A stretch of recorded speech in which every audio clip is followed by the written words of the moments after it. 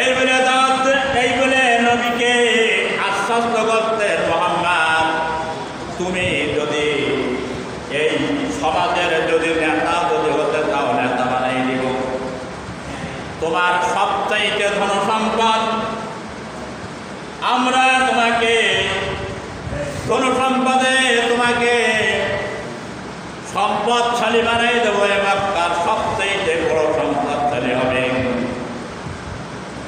তুমি যেই নারীটা এই সমাজে পছন্দ করো, সবচাইতে সুন্দর নারীটা তোমার সঙ্গে বিয়ে দিয়ে দেওয়া হবে। তোমরা যা বলবে, তুমি যাই বলবে, আমরা সেই কথা তোমার সঙ্গে অনুসরণ করব। তুমি এটা কবুল করো। মুহাম্মদ সাল্লাল্লাহু আলাইহি ওয়াসাল্লাম বললেন, কোশ্চিন কাল কথা বলতে পারে না। দ্বিতীয় নম্বর প্রস্তাবনায়, তাই যদি না মানো তাহলে একটা কাজ করো, তুমি 1 বছর আমাদের দেব দেবীর ইবাদত করো, বন্দেগী করো, দাসত্ব করো, আর আমরা 1 বছর তোমার আল্লাহ দাসত্ব করবো, তোমার কথাগুলো শুনবো, তোমার ধর্ম আমরা মানব। শর্ত এই প্রেক্ষাপটে সূরাতুল কাফিরুন নামে যে সূরাটা কোরআনে কারিমের মধ্যে আপনারা পড়েন আমাদের ভিতরে দৈনন্দিন, এই কাফিরুন নাযিল হলো হযরত আব্বাস রাদিয়াল্লাহু তাআলা আনহু তাফসীরের মধ্যে এই বিশ্লেষণ করেছেন, এটাই তাফসীর করেছেন। তিনি ছিলেন রাইসুল মুফাসসিরিন। সূরা কাফিরুন নাযিল হয়ে গেল বিসমিল্লাহির রহমানির রহিম, কুল ইয়া আইয়ুহাল কাফিরুন লা আ'বুদু মা তা'বুদুন ওয়া লা আনতুম আ'বিদুনা মা আ'বুদু ওয়া লা আনা আ'বিদুম মা আ'বাদতুম ওয়া লা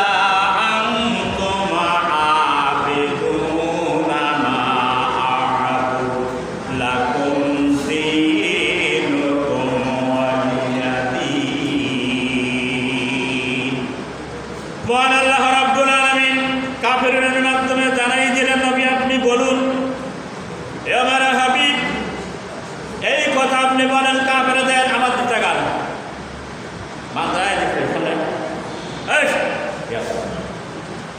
কেলাপ করে আসিস এর সামনে, এই খেলা ধরে কান তো পাই না, ঠিক আছে বেয়া এই এদিকে খেলা ধরে আসিস কেন আপনি করে আমরা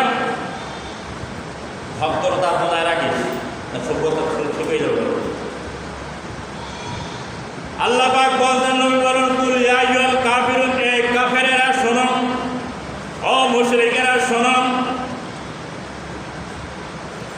তোমরা যাদের ইবাদত করো আমি তাদের ইবাদত করি না, আর আমি যার ইবাদত করি তোমরা তার ইবাদতকারী নও, এবং তোমরা তার ইবাদতকারী আমি তার ইবাদত করি না, এবং তোমরা তার ইবাদত করো আমি তার ইবাদত করি না, আর আমি যার ইবাদত করি তোমরা তার ইবাদতকারী নও। সুতরাং তোমাদের ধর্ম তোমাদের কাছে, আর আমার ধর্ম আমার কাছে যখন দিন তোমার দিন। চিৎকার মেরে বলো সুবহানাল্লাহ। কোনো চুক্তিবাদ্য নয় যে তুমি আমার কিছু ইবাদত করবা, দেবদেবীরা আমরা কিন্তু তোমার আল্লাহর ইবাদত করবো। আল্লাহ পাক পরিষ্কার করে বলে যেটা তবে আপনি জানাই দিন। সুতরাং কুফর আর বাতিল হক পার্থক্য হয়ে গেল সুস্পষ্টভাবে। সুতরাং কুফরের সঙ্গে ইসলামের কোনো সম্পর্ক নাই, হকের সঙ্গে বাতিলের কোনো সম্পর্ক নাই, ন্যায়ের সঙ্গে অন্যায়ের কোনো সম্পর্ক নাই। সুতরাং যারা একবার কলেমা যারা গ্রহণ করেছে তারা এই পৃথিবীতে সর্বোচ্চ জাতি, যত জাতি পৃথিবীতে আছে সর্বশ্রেষ্ঠ জাতি হচ্ছে মুসলমান। চিৎকার মেরে বলেন সুবহানাল্লাহ। কোনো চুক্তিবদ্ধ নাই। সুতরাং ইসলাম গ্রহণ করার পরে মধু এবং বিষ কোনোদিন একত্রিত হতে পারে না। মুসলমানেরা তো গুইমাসি, সুতরাং কখনো রসগোল্লায় বসে, আবার কখনো বসে ডাস্টবিনে, বাথরুমে বসে। মাছগুলো দেখেননি? গুই মাছের কাজ কি? ভালো খাবার দেখান আর ভ্রমণ ভ্রমণ করবে নিজে, আবার আবর্জনা যেখানে সেখানে যায়। গুই মাছি, খুদে মাছি সব। আর মধুমক্ষীগুলো কঠিনকালও আপনারা দেখতে পাবেন না যে কোনোদিন গন্ধর পরে, দুর্গন্ধের পরে ডাস্টবিনে আবর্জনার পরে বসেছে। সূরায়ে রাদের ভেতরের কাহিনী আছে, মৌমাছি মধু আরোহণ করেন, শত শত মাইল নয়, হাজার হাজার মাইল দূরে যায়, মধু সংগ্রহ করে আনে চাকের মধ্যে। এবং এই মধুটা হচ্ছে সবচেয়ে মানুষের জন্য সুস্বাস্থ্যকর। এই মধু কিন্তু বিশ্বনবী খেতেন, এরা খাওয়া সুন্নাত। সুতরাং কোনো মাছি যদি কোনো দুর্গন্ধযুক্ত ফুল থেকে যদি মধু আহরণ করেন, ওই চাকের মধ্যে একজন বুদ্ধিজীবী মাছি আছে, যার বলে প্রফেসর মাছি। যখন দূষিত কোনো মধু নিয়ে ওই চাকে আসবে, আসার সঙ্গে সঙ্গে দূরবীন দিয়ে দেখে ফেলে দেয় এর ভিতরে ভেজা চলে আসছে। ওই যে প্রত্যেক মৌমাছির মাথায় দেখবেন দুইটা করে চুল আছে, শিং। এইটা হচ্ছে দূরবীন, শত শত মাইল থেকে বুঝতে পারে, তারা বিবাদ সংকেত বুঝে ফেলায়। এবং কোনো ভেজাল যদি থাকে তারা সঙ্গে সঙ্গে ওই দূরবীন দিয়ে দিকে নেয়। কুত্তা চোর যদি 1 মাইল দূরে থাকে, কুত্তার নাকে কিন্তু ফিরে আসে, সঙ্গে সঙ্গে ডাকা শুরু করে দেয়। ওই বাগানের ভিতরে চোর বসে আছে, মালিকের ভাবকে ছাইগা যায়, সে তাকে রাত্রি ঘেউ ঘেউ করে ডাকে। মালিক বলে, ডাকিস কেন? কুত্তা বলে, আমি এমনি ডাকি রে, তোর দুশ্মন ওই বাগানে বসে আছে, রাত্রিতে চুরি করতে পারে। তার কারণ তোর নাকে ঘেরান আসে, বাড়ির মালিককে চিনতে পারে, 1 মাইল দূরতে আসলেও ডাকবে না রাত্রি। কিন্তু কোনো বেপরোয়া, কোনো অপরিচিত মানুষ যদি এলাকায় আসে, কুকুর সঙ্গে সঙ্গে রাজ করে ফেলায়। চিৎকার মেরে বলেন সুবহানাল্লাহ। কত জ্ঞান আল্লাহ দিয়েছেন শত শত জানোয়ারের মধ্যে। 2 পায়ে মাছির মধ্যে মৌমাছি জাতির একটা সম্পদ। সে যে মানুষের সুস্বাস্থ্যের জন্য, রোগ নির্ণয়ের জন্য মধু আহরণ করে। আপনারা এর জন্য একটু মধুমাছিকে ধন্যবাদ দেওয়া যায় না? কথা বলেন না? তা দিতে পারবেন না, খাইতে পারেন, তৈরি করে কেউ। ওদের কারিগরি, ওদের মেধা, ওদের চিন্তা, ওদের চেতনায় সংগ্রহ করার, আপনি আরামে খান, দাও করতে জানেন না।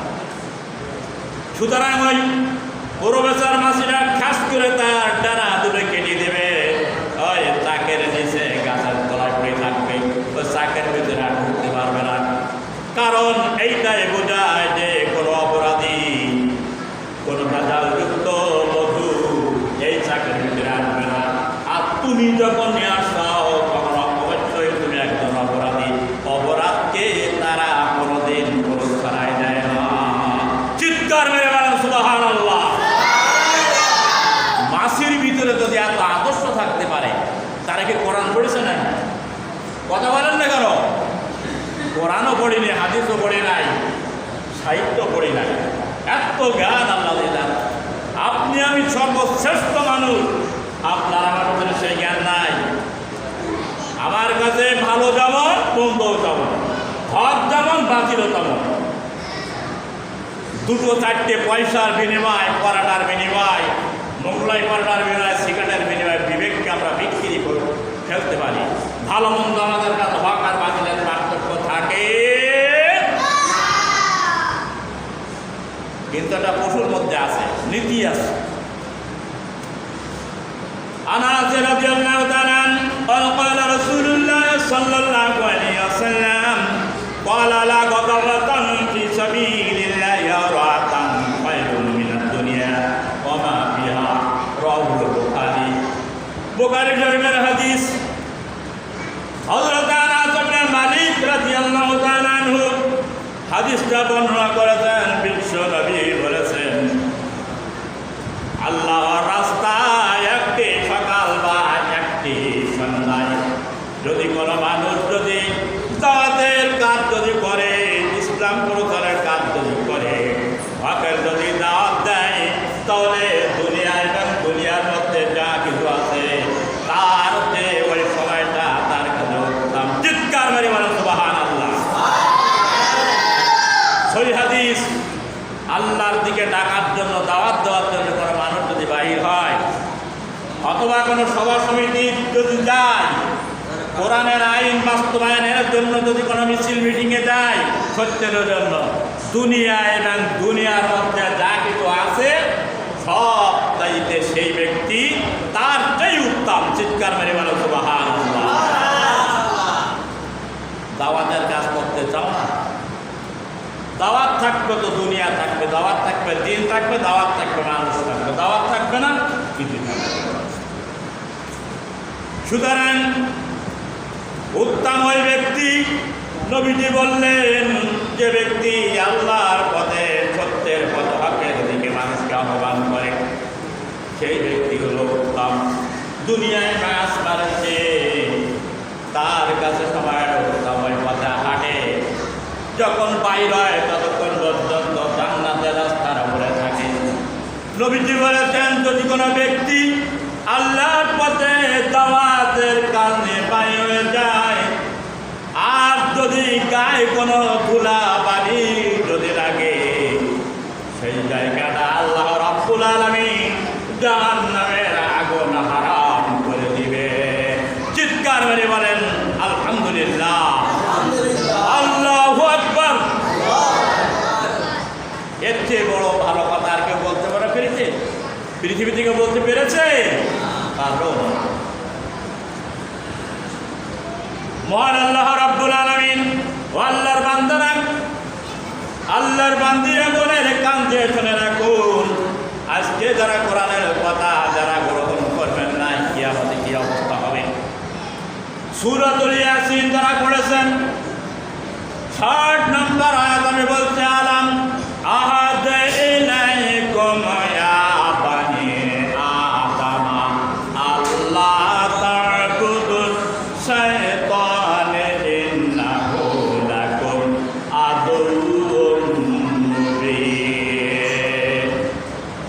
আল্লাহ রাব্বুল আলামিন কিয়ামতের ময়দানে বনি আদমকে ডাক দিয়ে বলবেন হে বনি আদমের সন্তানেরা আমি কি তোমাদেরকে সতর্ক করে কি দেই নাই সাবধান কি করে দেই নাই যে তোমরা শয়তানের দাসত্ব করো না শয়তানের গোলামি করো না কারণ সে তোমাদের প্রকাশ্য শত্রু তোমাদের দুশমন।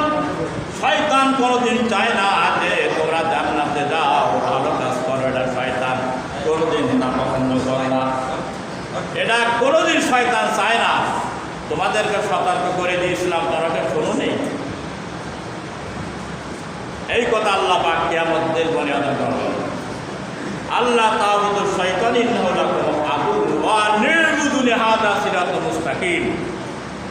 ৬১ নম্বর আয়াত আল্লাহ পাক বলেন এইটাই হচ্ছে সরল রাস্তা যেই পথ দিয়ে নবীরা চলেছেন রাসূলরা চলেছেন তার উত্তরসূরিরা চলেছেন সাহাবায়ে কেরাম চলেছেন হাদিহি এইটা হচ্ছে সিরাতুল মুস্তাকিমের রাস্তা জান্নাতে যাওয়ার পর নামাজের ভিতরে আমরা কি বলি ইহদিনাস সিরাতুল মুস্তাকিম বাইরে দিয়ে আল্লাহর কাছে কামনা করলাম সিরাতুল মুস্তাকিমের পর আমাকে চলার তৌফিক দাও আর বাইরে দিয়ে যত রকমের বাতিল পথে চলি গোমরার পথে পথ ভ্রষ্টতার পথে চলি মানব রচিত আইন নিয়ে নিজে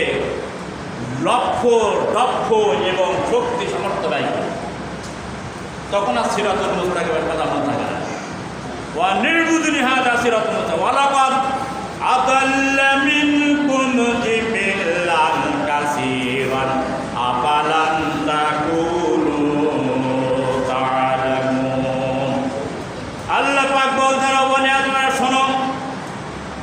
কত বড় বড় দলকে আমি গোমরাহ করে দিয়েছি, পথভ্রষ্ট করে দিয়েছি, তবু কি তোমরা সাবধান হও নাই?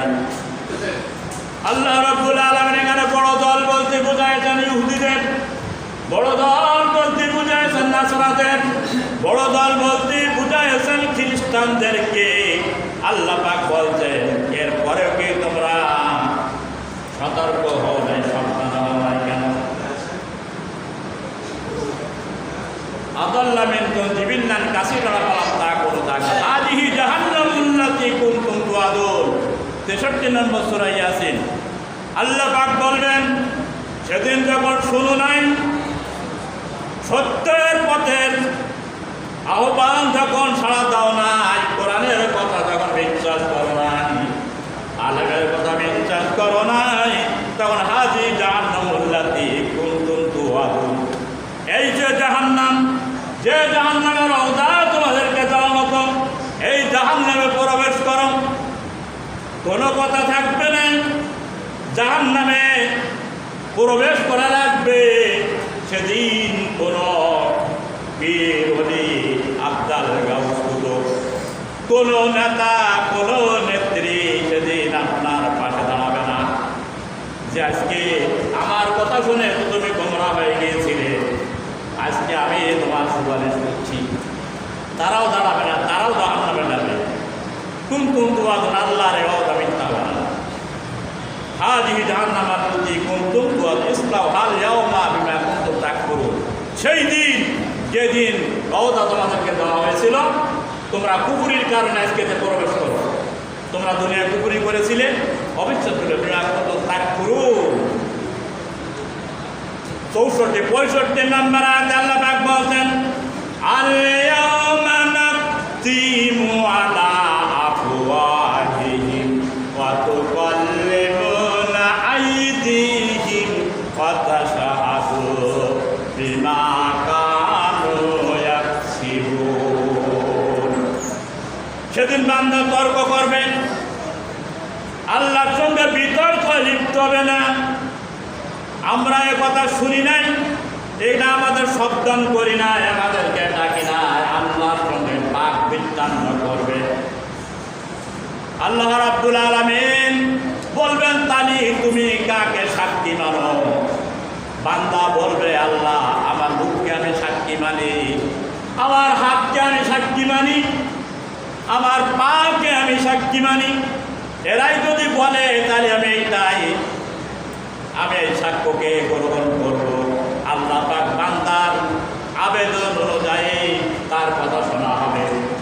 আল-ইয়াওমা নাখতিমু আলা আফওয়াহিহিম ওয়া তুকাল্লিমুনা আইদিহিম, তখন তার মুখটা সীসা গলা দিয়ে মুখ আটকে দেওয়া হবে, ওই মুখ দ্বারা আর কথা বলতে পারবে না। বাইরে আয়াতটা সূরা ইয়াসিনের তখন ধরে ধরে বলছে, যখন আয়াতটা পড়ে কলিজা ফেটে যেতে চায়। যেই মুখটা দিয়ে কত কথা বললাম, যেই মুখটা দিয়ে ভালো মন্দ কথা বললাম, আল্লাহর কুফরির কথা বললাম, কিয়ামতের দিন আল্লাহ পাক যখন সাক্ষী মানাবে এই মুখটা আটকাই দেওয়া হবে। হাতে সাক্ষী আইদিহিম, দুইটা হাতের সাক্ষী দেওয়ার জন্য বলা হবে, আর দুটা সাক্ষী দেবে। এই সময়, এই অবস্থায়, এই দিনে আমার দ্বারা এই আল্লাহর নাফরমানের কাজগুলো করেছে, হাতে সাক্ষী দেবে। অত কল্লিমুন আইদিহিম, আইদি মানে হাত, এরা সাক্ষী দেবে। ওয়ারজুলাহুম, দুটা পা সাক্ষী দেবে। কোথায় হেঁটে যাচ্ছ, কোন জমিনের পরে আল্লাহর নাফরমানি করো, আল্লাহর কোরআনের বিরুদ্ধে কোন রাস্তায় হাঁটছো, কোন মিছিলে, কোন মিটিংয়ে যাও, কোথায় পরিকল্পনা করো, এ হাত দিয়ে আল্লাহর কি শত্রুতা করেছো, কারকে মেরেছো, কোন আনে মেরে ধাক্কা দিয়েছো, অপমান করে হাতগুলো না সব সাক্ষী দেবে। আয়াতটা যখন পড়ি, এই তাফসীর যখন পড়বেন, কলিজা ফেটে ফেটে কান্দাবে। এই হাতের জন্য, এই পায়ের জন্য, এই দেহের আনন্দের জন্য কত নাফরমানি করলেন, নামাজ পড়লেন না, কোরআন পড়লেন না, তাওহীদ পড়লেন না, ওয়াজিফা করলেন না, তারপরে আপনার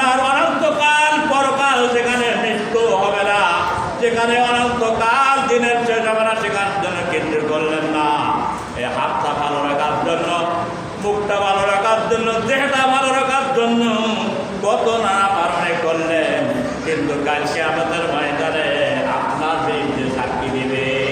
চিৎকার মেরে বলেন নাউযুবিল্লাহ। মুসলমান ভালো হয়ে যাও। কার জন্য কি করো? ভাবতে বসে ভাবো, ভাববার তুমি কে? যার ভাবনা সেই ভাববে, তুমি ভাববার কে? কার জন্য দৌড়াও আর কার জন্য সময় দিতে পারো না ভালো কাজে? মসজিদে আসলে তোমার শয়তানে পাশায় লাথি মাতি থাকে, ভাবি না তাড়াতাড়ি এখানে বসেছে, এখানে বড় যাবে না, দোকানে যে দোকান মাঠে যে বসে থাক, এখানে বললে গোনা মা পায় শয়তান জানে, এখানে বললে জাহান্নামের আগুন হারাম হবে শয়তান জানে।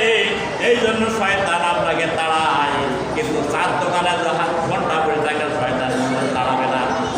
দোকানে মারতে ঘাটে যেখানে বলবেন তাড়াবে না, কিন্তু মসজিদে মানুষ করতে পারবে না, ওয়াজ মাহফিলে করতে পারবে না।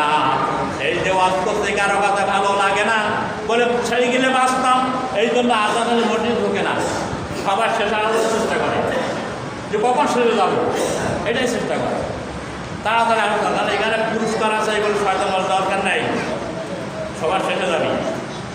আর কোরআনের কথা হয়, যেখানে গান হয় নাচ হয় সেখানে কিন্তু মানুষ বিরক্ত হয় না। বল খেলা সেখানে কি মানুষ বিরক্ত হয় নাই? আজকে মনে হয় বারবার করে খেলা হবে, দেখবেন ওখানে শুধু শয় না হাজার হাজার মানুষ 2 ঘন্টা বসে থাকবে।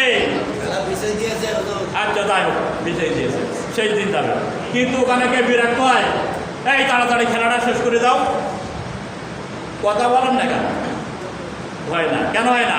জানে যেখানে পাপ হচ্ছে শয়তান বলে এইটাই তো আমি চাই, এটা তো আমার মুগরি যেখানে আসছে, মনটা আরো বলে লাগাও পোল্ট্রি আসি তো ভিতরে, ও তোমরা আর কত আর মারো হওয়া যত আর কি, আর মসজিদ তো সুবহানাল্লাহ বলতে পারে না, কারণ শয়তান বলে ধরে বলিস না, কারণ একবার সুবহানাল্লাহ বললে তোর আমলের পাল্লা নেগেটিভ হারিয়ে যাবে, আর ওখানে জকাত দিবি।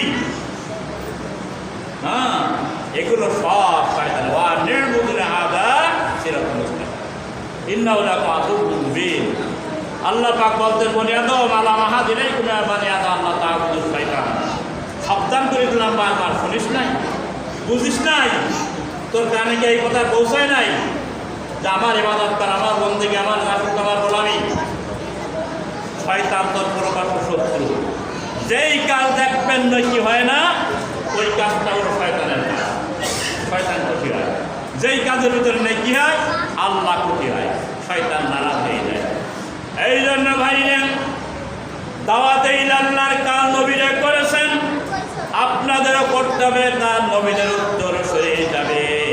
আপনাদের করা এই আয়াতের পরে আল্লাহ রাব্বুল আলামিন ফরজ করে দিয়েছেন, দাওয়াতু ইলাল্লাহি ফিসাবিলিল্লাহ।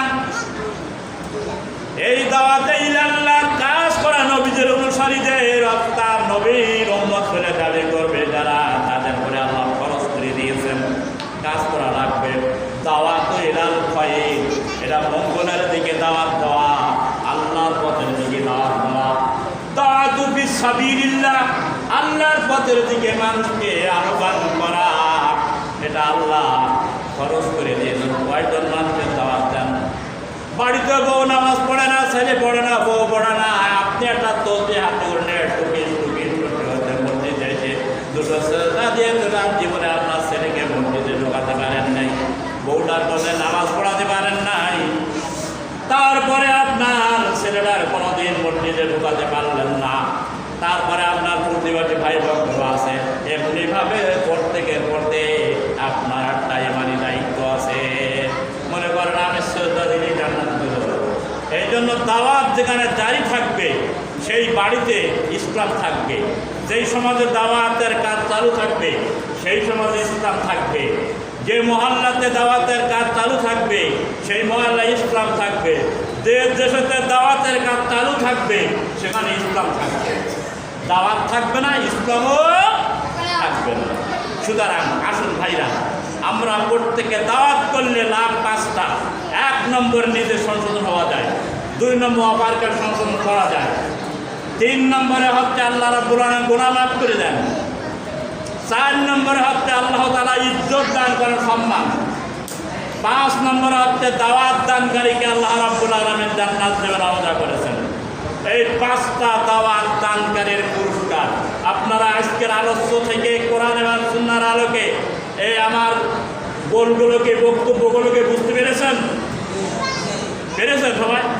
মাশাআল্লাহ, এইটুকু যথেষ্ট। তাহলে আল্লাহ রাব্বুল আলামিন আজকে যা কিছু বললাম, আল্লাহ আমাকে আপনাদের গোটা পৃথিবীর মুসলিম উম্মাহকে যেন আল্লাহ রাব্বুল আলামিন আমল করার তৌফিক দান করেন। সবাই একটু চিৎকার মেরে বলেন